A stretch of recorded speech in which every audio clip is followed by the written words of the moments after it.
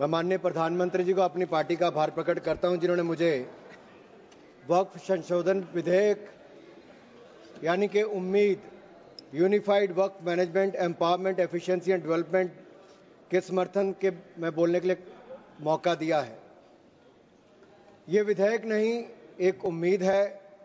इस उम्मीद में एम्पावरमेंट है, एफिशिएंसी है, डेवलपमेंट है और कहीं ना कहीं इसी को देखकर आज जहां देश भर के लोग इसके समर्थन में हैं, वहीं Catholic bishop conference of India, church of Bharat, Kerala council of churches, Kerala Catholic bishops council और all India Sajjada Nashin council, मुस्लिम राष्ट्रीय मंच जैसी अनेक संस्थाओं ने, चर्च से लेकर मुस्लिम की अन्य सभाओं ने इसका समर्थन किया है। उसके लिए भी मैं उनका बहुत बहुत आभार प्रकट करता हूं। माननीय सभापति जी, वक्फ को बदलने का वक्त आ गया है, क्योंकि ये अत्याचार और भ्रष्टाचार का एक ऐसा अड्डा बन गया है। उसको खत्म करने का और बदलने का समय आया है। भारत को वक्फ के खौफ से आजादी चाहिए, क्योंकि यहां पर ये जो पहले कांग्रेस के जमाने में बना वक्फ का कानून है, वह उसका मतलब तो यही था, खाता ना वही जो वक्फ कहे वही सही। यानी कि जहां पे कह दिया वक्फ की जमीन है, वो फिर वक्फ की जमीन हो गई।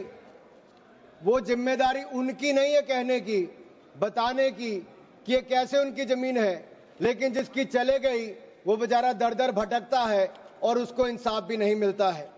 मैं इसके बारे में विस्तार में बताऊंगा, लेकिन आज एक बार फिर कांग्रेस देश को और देश में भ्रम फैलाने का प्रयास कर रही है। एक और तो वो हाथ में एक लाल सी किताब लेकर चलते हैं जो कहने के लिए संविधान है, लेकिन संविधान नहीं है। अगर संविधान की आप इस कॉपी को देखेंगे तो आपको एहसास होगा कि बाबा साहब अंबेडकर का सपना था कि एक देश में तो एक ही संविधान रहेगा। आपने एक देश में दो विधान बनाने का काम किया है। आपको तय करना है संविधान के साथ रहना है कि वक्फ के साथ रहना है, वक्फ के साथ रहना है कि संविधान के साथ रहना है, आपको तय करना पड़ेगा। और यही नहीं, और जो लोग बड़ी बड़ी बातें यहां पे कर रहे थे, उनको यही कहना चाहता हूं, ये हिंदुस्तान है, पाकिस्तान या तालिबान नहीं। यहां बाबा साहब का संविधान चलेगा, काबिले का फरमान नहीं, मुगलिया फरमान नहीं चलने वाला। यहां पर एक नहीं अनेक ऐसे उदाहरण देखने को मिलेंगे।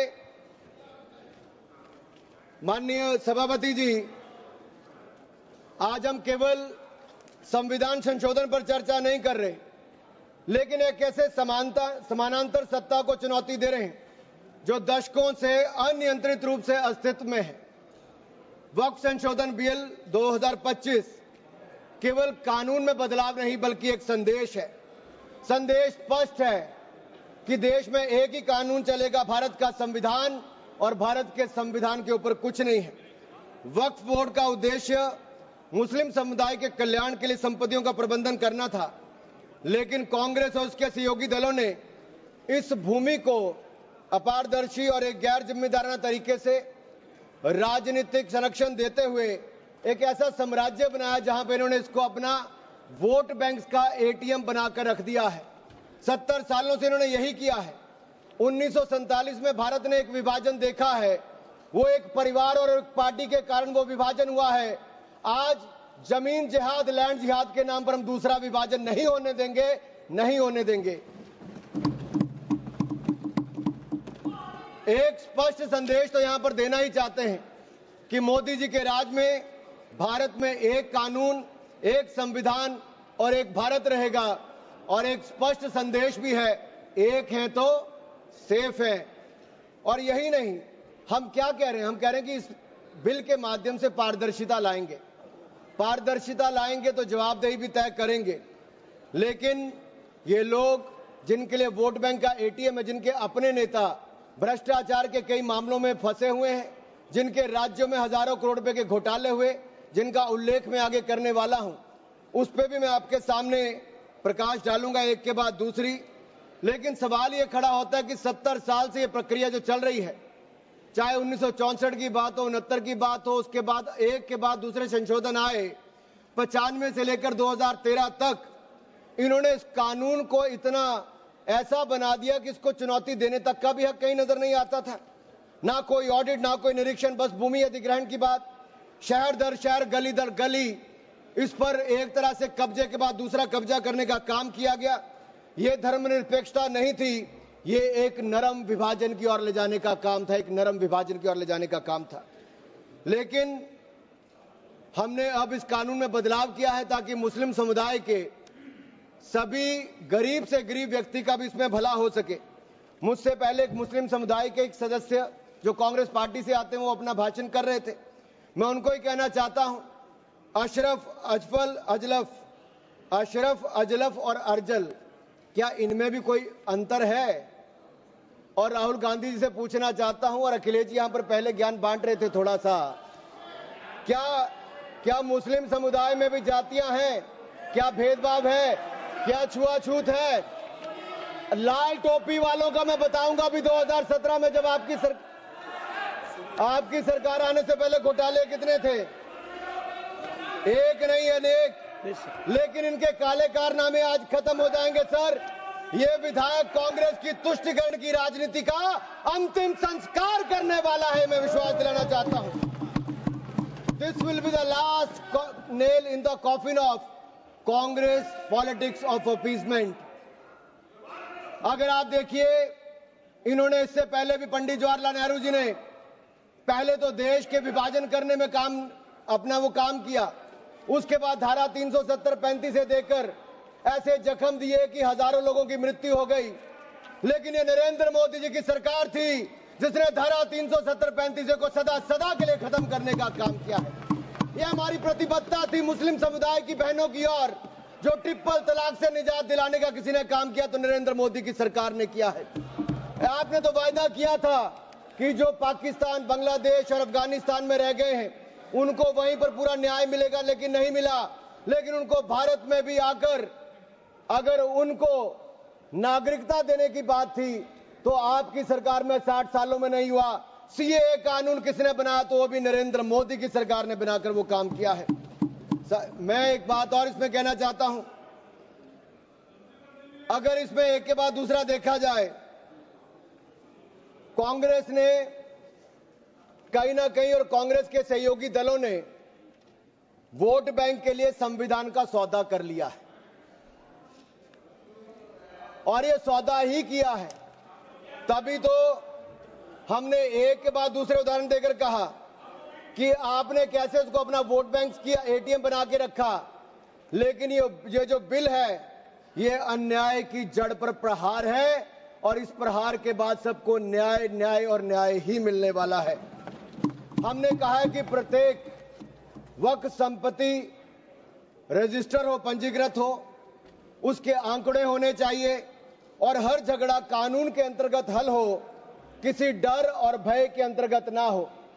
आपको इस बात का क्यों डर है? अगर किसी को न्याय मिलता है, ट्रिब्यूनल के बाद अगर कोई हाई कोर्ट, सुप्रीम कोर्ट जाना चाहता है तो आप क्यों रोकते हो? देश में हर कानून के अंतर्गत, चाहे इनकम टैक्स का हो या कोई भी हो, आप एक के बाद दूसरे कोर्ट जा सकते हो। लेकिन वक्त में ये कानूनी रोक क्यों लगाकर रखी थी? ये बिल जो कहा गया किसी धर्म के खिलाफ, ये बिल किसी धर्म के खिलाफ नहीं है। यह बिल भ्रष्टाचार, धोखा और धार्मिक सामंतवाद के खिलाफ है, और हम इसके खिलाफ रहेंगे। ये बात स्पष्ट है कि आस्था का विषय नहीं है। As long as prime minister Modi is the PM, the shops of appeasement will remain shut. This bill is not about Hindu versus Muslim. This is law versus lawlessness, constitution versus corruption, Bharat versus internal partition. और ये partition एक बार हो गया, अब आपके कारनामों के कारण बार बार नहीं होने देंगे। सर, मैं एक अंतर्राष्ट्रीय स्तर पे क्या परिस्थितियां वो थोड़ा बताना चाहता हूं। टर्की में 1923 के बाद 1924 में मिनिस्ट्री ऑफ वक्फ इसको एबॉलिश कर दिया गया, और वहां पे जनरल डायरेक्टरेट ऑफ फाउंडेशन बना जो रेस्टोरेशन, मेंटेनेंस और यूटिलाइजेशन वक्फ प्रॉपर्टीज का करता है, और ये इसके बाद इसको लोगों की भलाई के काम के लिए पैसा लगाता है। कुवैत में भी ministry of Waqf and Islamic affairs है।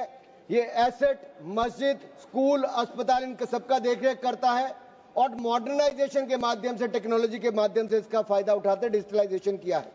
लेबनान में ministry of endowments and Islamic affairs है जो इसकी मैनेजमेंट और यूटिलाइजेशन को सारे को देखती है और चैरिटेबल और कम्युनिटी के काम को देखती है। सीरिया में भी मिनिस्ट्री ऑफ वक्फ है जहां पर एप्रोप्रिएट यूज हो, रेवेन्यू हो, चैरिटेबल पर्पस हो, उसके लिए काम किया जाता है। इराक में भी सुन्नी एंडोमेंट और शिया एंडोमेंट ऑफिस है और यह भी सीधा सेंट्रलाइज फ्रेमवर्क के माध्यम से काम करता है। सऊदी अरेबिया में जनरल अथॉरिटी ऑफ वक्फ है जो इंडिपेंडेंट पब्लिक बॉडी है। सिंगापुर में MUIS है जो स्टैट्यूटरी बॉडी है, वो मिनिस्ट्री ऑफ कम्युनिटी डेवलपमेंट के अंतर्गत है। ये वक्फ मैनेजमेंट के डिजिटल सिस्टम के माध्यम से काम करता है।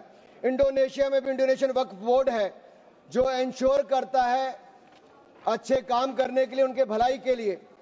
तुनिसिया में भी, इजिप्ट में भी, रशिया में भी, फ्रांस में इसी तर्ज पे काम किया गया है। लेकिन यहां पर ऐसा नहीं किया गया, यहां पे इसके खिलाफ ही काम करते रहे। चंद लोगों के हाथ में, राहुल गांधी जी कहते हैं कि चंद लोगों के हाथ में देश की संपत्ति है। राहुल गांधी जी सदन में नहीं, लेकिन मैं उनको बताना चाहता हूं, मात्र 200 लोगों के हाथ में अपने वक्फ बोर्ड दे रखे हैं और देश की लाखों करोड़ रुपए की संपत्ति उनको दे रखी है। क्या उनसे छुटकारा दिलाना चाहिए कि नहीं दिलाना चाहिए? क्या आम मुस्लिम को उसका लाभ मिलना चाहिए कि नहीं मिलना चाहिए? क्या मुस्लिम महिलाओं को, बच्चों को लाभ मिलना चाहिए कि नहीं मिलना चाहिए? क्या विधवाओं को लाभ मिलना चाहिए कि नहीं मिलना चाहिए? आप महिला विरोधी क्यों हैं?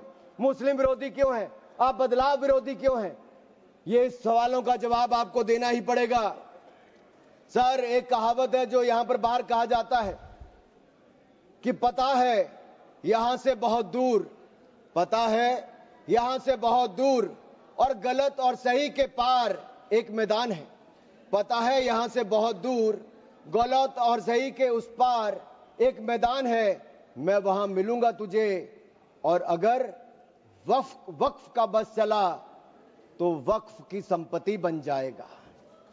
यानी कि जिस पे भी नजर रखोगे वक्फ की संपत्ति बन जाएगा और उसमें से आपको इंसाफ मिल नहीं पाएगा, क्योंकि ऐसी हालत कर दी है। सर, अगर आप देखेंगे वक्फ की सच्चाई क्या है, भारत में ऐसा कौन सा कानून है जिसने आपका घर, आपका मंदिर, यहां के आपके पूरे गांव छीन लिए? भारत में कौन सा ऐसा कानून है जिसने आपका घर, आपके मंदिर, आपके पूरे गांव छीन लिए? ये ऐसा कौन सा कानून है जिसके खिलाफ आप कोर्ट भी नहीं जा सकते? ये कौन सा ऐसा कानून है जो संविधान से भी ऊपर है? इसका नाम वक्फ है जो कांग्रेस के समय बना है। सर, इसने गुरुद्वारे हो, मंदिर हो, घर हो, गांव हो, सब पे कब्जा करने का काम किया है। एक तुगलकी भी फरमान है सेक्शन 40, इसमें दान देने वाला किसी भी धर्म का हो सकता है, लेकिन देखभाल करने वाला मुसलमान ही होना चाहिए। ये मंदिर में तो ऐसा नहीं है। सरकारें मंदिर का, ये कर्नाटक की सरकार है कांग्रेस की, 450 करोड़ रुपया साल का आप इकट्ठा करते हैं, कहां खर्च करते हैं? कौन जवाब देता है उसका? एक एक रुपए का हिसाब आपको देना चाहिए था। क्या किसी मस्जिद का पैसा आपने लिया? क्या किसी वक्फ बोर्ड का पैसा आपने लिया? लेकिन कर्नाटक में जो घोटाले हुए सर, उसमें इनके राष्ट्रीय अध्यक्ष का नाम भी आता है। जहां पर क्या हुआ सर? यही नहीं,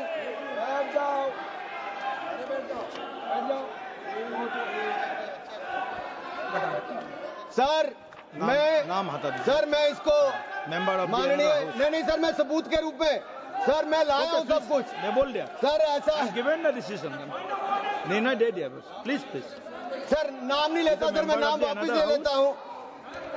सर, बड़ी मुश्किल से परिवार के बाहर सर इसमें सर मैं टेबल कर देता हूं। सर मैं टेबल